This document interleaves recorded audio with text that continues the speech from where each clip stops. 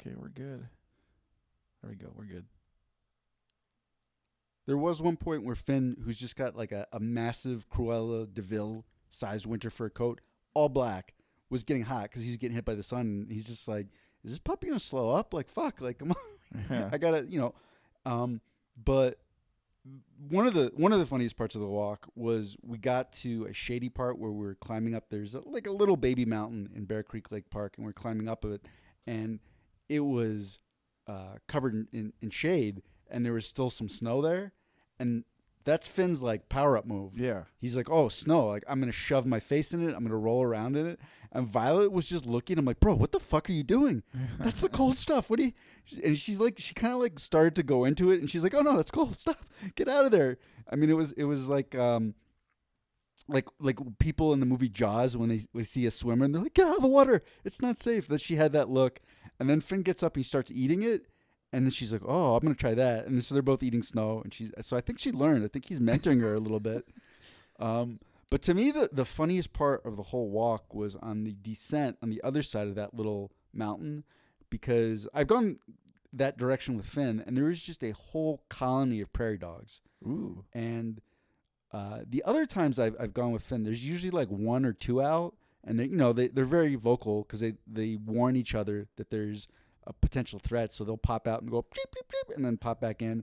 And when it was just a couple, Finn was like, what the fuck is that? Oh, okay, it's gone. And he wasn't too worried about it. For whatever reason, this time, they were all out. There were like hundreds of them. Literally, I mean, there probably were like 120 prairie dogs just popping out. Why not 125? Because I did an exact mental count. Okay. I assessed the situation. I did an ocular pat down. Okay. And that was the number 120 exactly. Terminator. Exactly. And Finn is just going fucking nuts, right? This was like his 300 moment where he's just like, all right, it's me, Finn, versus this whole horde of prairie dog whores, and I will defeat them. And like Violet's just like, do, let's go forward. All gas, no brakes. Let's go ahead. And Finn's like freaking out. Like he's head on a swivel. Like he keeps wanting to like go at them. And I'm like trying to get him in line, because for the most part he was been like sort of calm, focused one on the walk, and like he's just ready to like Sparta kick these prairie dogs like off the mountain. And Violet, I think we learned, does not have a prey drive yet, because she was, for all I knew, she was not even aware that there were prairie dogs chirping at her. She sees rabbits when we go on our walk, and she wants to dash at them, but I've got her leash, and she's just like, she like stops. Interesting. Yeah. So yeah, Finn's trying to fight the prairie dogs. Violet just wants to go full bore ahead, and they'd both been doing very good with sits. So I get to the bottom of this like little mountain, and the prairie dogs are behind us, and I tell them to do a sit, and they both sit, and I'm like, all right, good. And I'm going to get like a treat out of my pocket, and Finn's like, no, fuck this, I'm killing these motherfuckers. And he like goes after. He actually pulled the leash out of my hands. Ooh. And he goes one way, and then Violet goes the other way, and that's actually when I thought, because you had this like little clip on to her leash where you store poo bags. Uh-huh. And I thought when I dropped the leash that I'd left it there, because I didn't notice that it had fallen off. And like I was like, well, okay, do I stop Finn from trying to fight the prairie dogs, or do I just let do I go after Violet, who's in the opposite direction?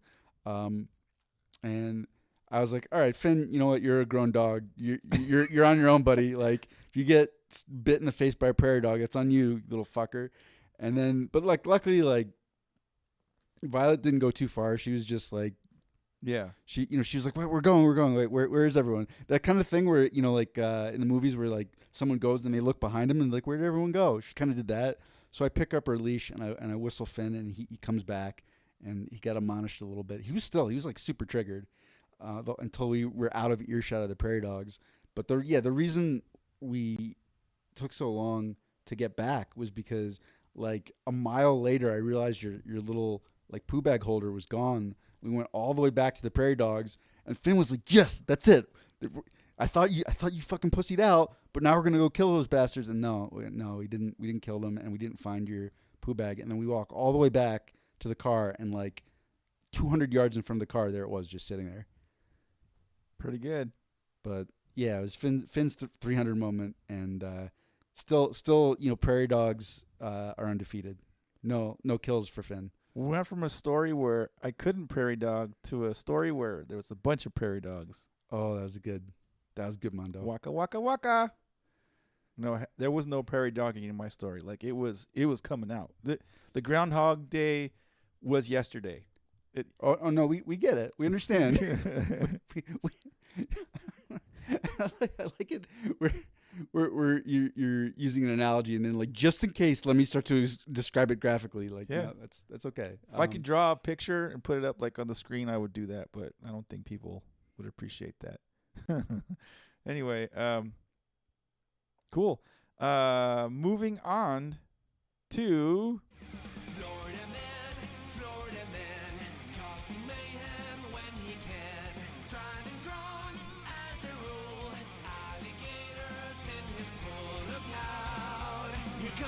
Florida man. Oh, yeah! I wish I could sing like that. Florida man. This one got me excited when I saw it.